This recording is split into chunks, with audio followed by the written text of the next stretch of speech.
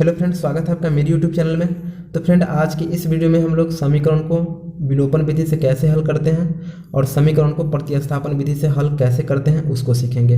क्योंकि आपके एग्जाम में हर वर्ष ये क्वेश्चन 5 अंक का पूछा जाता है। ठीक है, या तो आपको ये पूछ देगा कि इस तरीके से समीकरण दे देगा, ठीक है, समीकरण 1 और समीकरण 2, और ये बोलेगा उसमें कि आप उसको विलोपन विधि से हल कीजिए, ठीक, या फिर ये बोलेगा कि आप उसको प्रतिस्थापन विधि से हल कीजिए। ठीक है, मतलब कि हर साल बोर्ड एग्जाम में आपका मतलब 5 अंक का क्वेश्चन रहता ही रहता है। तो प्लीज़ आप इस वीडियो को अंतिम तक देखिए। आप 100% मेरे बातों का विश्वास कीजिए, आप 100% समीकरण को विलोपन विधि और प्रतिस्थापन विधि से बनाना सीख जाएंगे। चाहे आपका मैथ थोड़ा कमज़ोर भी होगा फिर भी आप सीख जाएंगे, क्योंकि हम इस वीडियो में बिल्कुल बेसिक से चलेंगे। ठीक है, मतलब आपको सिखा के ही रहेंगे विलोपन विधि और प्रतिस्थापन विधि।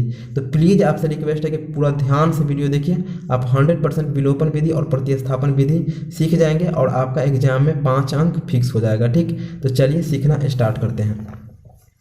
तो देखिए यहाँ पर समीकरण 1 है 8x + 5y बराबर 9, ये समीकरण 1 है, और 3x + 2y बराबर 4, ये समीकरण 2 है। ठीक है, इस तरीके से आपको समीकरण दिया रहेगा। तो चलिए इसको हम विलोपन विधि से हल करते हैं। तो देखिए विलोपन विधि से हल करने से पहले हम लोग क्या करेंगे, विलोपन विधि का मतलब जान लेते हैं कि विलोपन विधि का मतलब क्या होता है। तो देखिए विलोपन विधि का मतलब क्या होता है, विलुप्त करना होता है, गायब करना होता है। ठीक है, विलोपन का मतलब क्या होता है, विलुप्त करना, गायब करना। ठीक है, तो ठीक इसी तरीके से इसमें क्या होता है कि किसी एक चर के मान को आप गायब कर दीजिएगा ना, तो दूसरे चर का मान क्या होगा, अपने आप निकल जाएगा। अगर आप x वाले को गायब कीजिएगा तो आपको y का मान पहले निकल जाएगा, आप y वाले को गायब कीजिएगा तो आपको x का मान निकल जाएगा। ठीक है, चलिए इसको हम हल करते हैं। तो सबसे पहले आपको इसमें क्या करना है, देखिए ये x है ना, ठीक, तो इस x के गुणांक का गुना समीकरण 1 में कर देना है। ठीक है, हो गया, और इस x के गुणांक का गुना समीकरण 2 में कर देना है। ठीक, इस गुणांक का समीकरण 1 में गुना करने का मतलब ये हुआ कि इस 3 से पूरे समीकरण 1 में गुना होगा और इस 8 से पूरे समीकरण 2 में गुना होगा। ठीक है, तो चलिए हम गुना करते हैं। तो 8x का गुना 3 से होगा तो क्या हो जाएगा, 8 त्रिक 24x। ठीक, फिर प्लस है तो प्लस 5y का गुना 3 से होगा तो क्या होगा, 5 तिहाई 15y।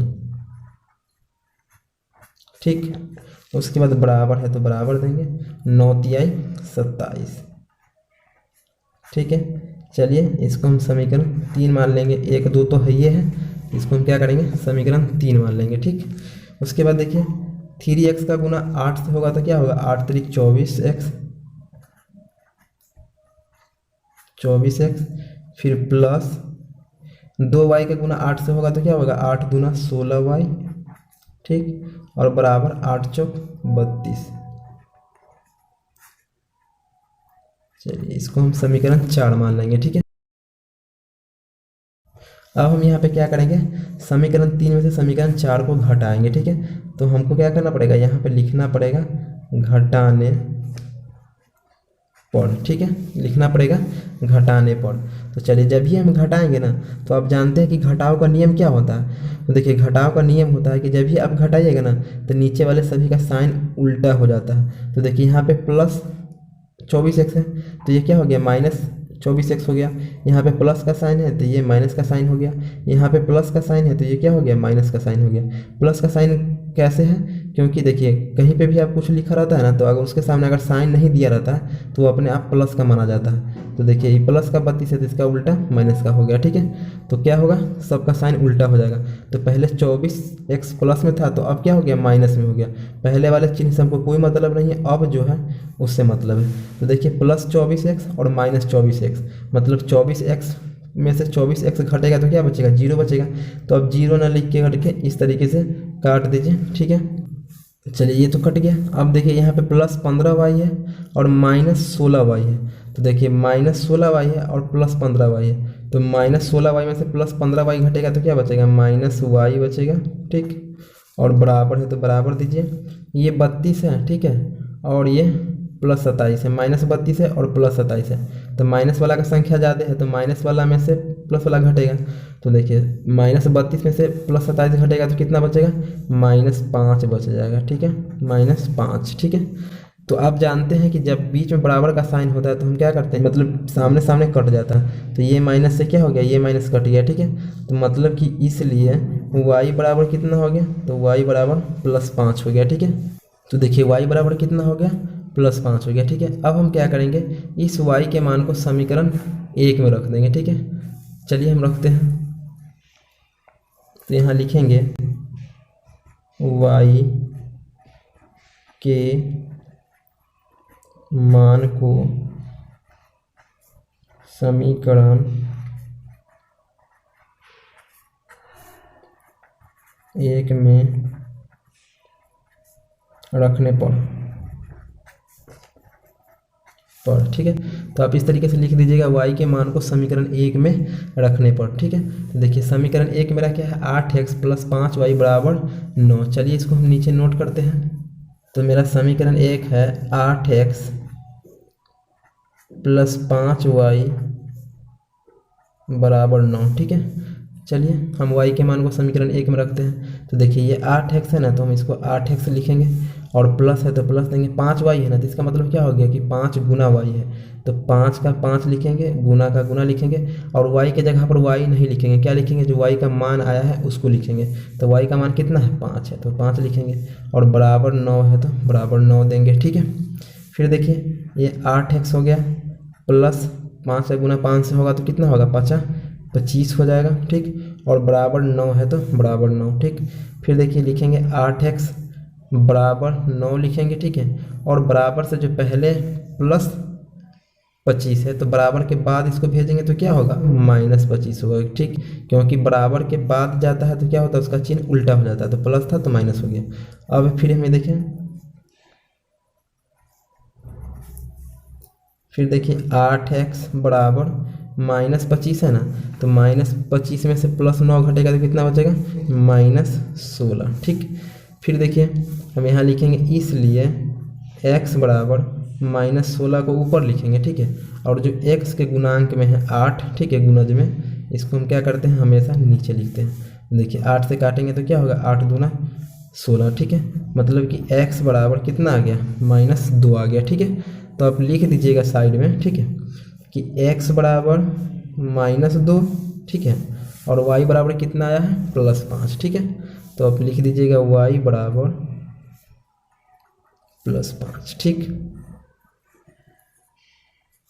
यही आपका क्या हो गया, आंसर हो गया, समीकरण का हल हो गया, ठीक है। आप इस तरीके से लिख दीजिएगा, ठीक है। तो इस तरीके से आप समीकरण को विलोपन विधि से हल कर सकते हैं, ठीक। तो चलिए अब हम प्रतिस्थापन विधि को और अच्छे से समझते हैं। तो आइए अब हम लोग समीकरण को प्रतिस्थापन विधि से हल करना सीखते हैं। तो हल करने से पहले हम लोग क्या करेंगे, प्रतिस्थापन का मतलब जान लेंगे, ठीक। तो प्रतिस्थापन का मतलब होता है किसी एक समीकरण के मान को निकालकर दूसरे समीकरण में स्थापित करना ही क्या कहलाता है, प्रतिस्थापन कहलाता है, ठीक। तो ये प्रतिस्थापन का मतलब था, ठीक।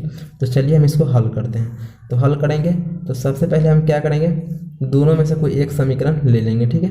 आप किसी को भी लीजिएगा, उससे कोई मतलब नहीं है, ठीक है, आप वो आपके ऊपर है किसको लीजिए, ठीक है। तो चलिए हम समीकरण 1 को लेंगे, ठीक है। तो जिसको भी लीजिएगा ना, पहले यहाँ हल लिख दीजिए, ठीक हो गया। जिसको लीजिएगा ना यहाँ आप लिख दीजिएगा, ठीक है। हम चलिए हम समीकरण 1 को ले रहे हैं, तो लिखेंगे समीकरण 1 से, समीकरण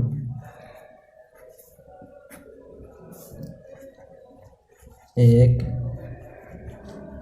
से, ठीक है। तो समीकरण 1 मेरा क्या है, 8x + 5y बराबर 9, ठीक है। ये समीकरण 1 है मेरा। चलिए इसको हम हल करेंगे। तो देखिए 8x है ना, तो 8x लिखेंगे बराबर 9 लिखेंगे, ठीक। तो देखिए ये +5y है, तो बराबर से पहले +5y है, तो बराबर के बाद जाएगा तो क्या होगा, -5y हो जाएगा, ठीक। ये हो गया, ठीक। अब हम यहाँ पे क्या करेंगे, देखिए यहाँ पे 8x है, और ये बराबर के बाद क्या है, 9 - 5y, तो हम यहाँ लिखेंगे इसलिए x बराबर 9 -5y को ऊपर लिखेंगे, ठीक है। और जो x के गुणांक में 8 है गुणज में, इसको हम हमेशा नीचे लिखते हैं, इसके साथ वाले को तो नीचे लिखेंगे। तो देखिए x बराबर 9 माइनस 5y/8 हो गया। चलिए इसको हम क्या करेंगे, समीकरण 3 मान लेंगे। ठीक है, क्या करेंगे, इसको हम समीकरण 3 मान लेंगे। ठीक है, अब हम क्या करेंगे, इस समीकरण 3 के मान को समीकरण 2 में रख देंगे। ठीक है, चलिए हम यहाँ लिखते हैं समीकरण 3 के मान को समीकरण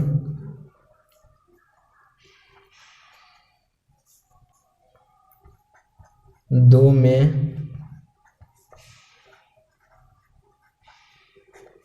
रखने पर। ठीक है, लिख देंगे हम समीकरण 3 के मान को समीकरण 2 में रखने पर।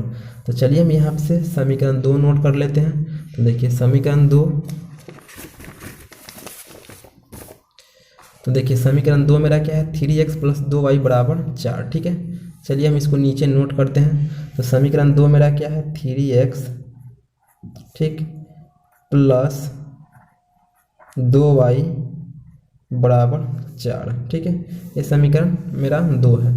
तो चलिए देखिए 3x है, मतलब क्या कि 3 गुना x है, तो 3 के जगह पर 3 रखेंगे। ठीक है, और x के जगह पर x नहीं रखेंगे, जो x का वैल्यू है यहाँ पे क्या है, 9 माइनस 5y/8 ये रखेंगे। ठीक है, क्या रखेंगे, 9 माइनस 5y/8। ठीक है, उसके बाद प्लस 2y है तो प्लस 2y, और बराबर 4 है तो बराबर 4। ठीक है, ये हो गया। अब देखिए ये 3, ठीक है, कोष्ट का मतलब क्या होता है, गुना होता है। ये 3 कोष्ट 9 माइनस 5y का मतलब क्या होगा कि इस 3 से बारी बारी से दोनों में गुना होगा। तो 9 तिहाई 27, ठीक है, फिर माइनस 5 तिहाई 15y, ठीक है, और बट्टा 8 है तो 8। ठीक है, फिर देखिए प्लस 2y है तो प्लस 2y दे दीजिए। ठीक है, और बराबर 4 है तो बराबर 4 दे दीजिए। ठीक है, तो अब आपको देखने से क्या लगता है, देखिए इसके बट्टा में 8 है, इसके बट्टा में कुछ नहीं है, तो अब मान लीजिए 1। ठीक है, तो 1 मान लिए, तो 1 देखिए, तो अब ये देखने से क्या लगता है, बट्टा का जोड़ लगता है, तो इसका बट्टा का जोड़ कर दीजिए। 1 और 8 का एलसीएम 8 हो गया। ठीक है, तो ये 1 बार 8 से 1 बार तो 27 माइनस 15y, 27 माइनस 15y हो गया। ये 1 बार, तो ये भी 1 बार, फिर देखिए प्लस है तो प्लस दीजिए 8 बार। ठीक है, तो 8 दूना 16y। ठीक है, और बराबर 4 है तो बराबर 4। ठीक है, तो देखिए इसके बट्टा में 8 है, इसके बट्टा में कुछ नहीं, हम 1 मान लेंगे। ठीक है, तो आप हमेशा ध्यान रखिएगा, ठीक है, आप हमेशा ध्यान रखिएगा कि जब भी आपके सामने इस तरीके का बराबर साइन आएगा ना, तो मतलब ये समझिएगा कि इसका क्रॉस गुना होगा, तिरछा गुना होगा। ठीक है, इसका गुना इससे और इसका गुना इससे, तो 27 इकाई 27 हो जाएगा, माइनस 15y इकाई 15y हो जाएगा, और प्लस 16y प्लस 16y का गुना 1 से होगा तो प्लस 16y हो जाएगा, और बराबर है तो बराबर 8 चौक क्या हो जाएगा, 32 हो जाएगा। ठीक, तो ये हो गया। ठीक, अब इसके बाद देखिए, अब इसके बाद हमको क्या करना है, इसका बराबर हटाना है। ठीक है, तो देखिए ये 27 है तो 27 लिखेंगे, माइनस 15y है तो 15y, और प्लस 16 है तो प्लस 16y, और बराबर हटाएंगे तो देखिए बराबर हटाते हैं तो बराबर के बाद जितना भी पद होता है उसका क्या होता है, साइन उल्टा हो जाता है। ठीक है, तो देखिए ये प्लस 32 है तो इसका साइन उल्टा हो जाएगा, तो ये क्या हो जाएगा, माइनस 32 और बराबर 0। ठीक है, यहाँ तक समझ गए। अब आपको क्या करना है, इसको जोड़ना है। ठीक है, तो आपको क्या करना है, y वाले को y के साथ जोड़ना है या घटाना है, और जो संख्या है उसको संख्या के साथ जोड़ना या घटाना है। ठीक है, तो देखिए जिसका जाति जिससे मिलेगा ना उसको उसी के साथ जोड़ना या घटाना है। तो देखिए माइनस 15y और प्लस 16y क्या बच जाएगा, प्लस 16y में से माइनस 15y गया तो क्या बचेगा, y बचेगा। ठीक, और देखिए प्लस 27 है माइनस 32 है, मतलब कि 32 में से 27 घटेगा तो कितना बचेगा, 5 बचेगा। क्या बचेगा, माइनस 5 और बराबर 0। ठीक, तो देखिए ये y है तो y बराबर पहले आएगा, तो बराबर से पहले 5, माइनस में तो बराबर के पास जाएगा तो इसका साइन उल्टा हो जाएगा, तो ये क्या हो जाएगा, प्लस y हो जाएगा, मतलब कि y का मान क्या आया, प्लस 5 आया। ठीक है, अब हम क्या करेंगे, इस y के मान को समीकरण 3 में रख देंगे। ठीक है, जिससे कि हमारा x का मान निकल जाएगा। तो चलिए हम y के मान को समीकरण 3 में रखते हैं। तो हम क्या करेंगे, यहाँ लिखेंगे y के मान को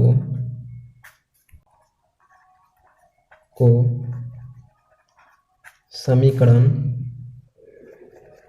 3 में रखने पर, ठीक है। हम लिख देंगे y के मान को समीकरण 3 में रखने पर, ठीक है। चलिए देखते हैं कि समीकरण 3 मेरा क्या था। तो देखिए समीकरण 3 है मेरा x बराबर 9 माइनस 5y बटा 8, ठीक है। चलिए इसको हम वहाँ पर नोट करते हैं। तो देखिए ये समीकरण 3 मेरा नोट हो गया। इसमें क्या करना है, हमको y का मान रखना है। तो देखिए 9 है तो 9, 5 है तो 9 है तो 9 देंगे, ठीक है। माइनस 5y का मतलब कि 5 गुना y, तो 5 की जगह पर 5 लिखेंगे और y की जगह पर y नहीं रखेंगे, ठीक है। y का जो मान आया है उसको रखेंगे। तो y का मान कितना आया है, तो y का मान आया है +5, तो ये रख दिए। और बटा 8 है तो 8 रख दीजिए। तो देखिए 9 हो गया, 5 25 हो गया, माइनस 25 हो गया, ठीक है। और बटा 8 है तो 8। तो देखिए माइनस 25 में से +9 घटेगा तो क्या बचेगा, -16 बचेगा, ठीक है। -16 बटा 8, ठीक है। तो इसको काट देंगे तो 8 दूना 16, मतलब -2 हो गया। मतलब कि x बराबर कितना आ गया, -2 आ गया, ठीक है। तो आप लिख दीजिएगा इस तरीके से कि x बराबर -2 और y बराबर +5, ठीक है। यही क्या हो गया, समीकरण का हल हो गया, आंसर हो गया, ठीक है। तो आप इस तरीके से समीकरण को प्रतिस्थापन विधि से हल कीजिएगा, ठीक है। तो इस वीडियो में हम लोग समीकरण को विलोपन विधि और प्रतिस्थापन विधि से हल करना सीखा। तो फ्रेंड अगर आप समीकरण को विलोपन विधि से हल करना और प्रतिस्थापन विधि से हल करना समझ गए होंगे तो ठीक है। अगर नहीं समझे होंगे तो प्लीज़ एक बार और देख लीजिए वीडियो को, जिससे आप पूरा क्लियर समझ जाइएगा, ठीक है। अगर वीडियो देखने के बाद आपको कोई कमी या कहीं पे कुछ समझने में कोई दिक्कत हो या किसी तरीके का कोई डाउट हो तो आप हमको मतलब कमेंट कीजिएगा, हम उसका आपको रिप्लाई दे देंगे। और कहिएगा तो हम एक और वीडियो बनाकर जो आपको प्रॉब्लम होगा, ठीक है, उसका अच्छे से सॉल्यूशन करके हम अपलोड कर देंगे बहुत जल्दी। तो प्लीज़ अपना कमेंट करना नहीं भूलिएगा। Thank you.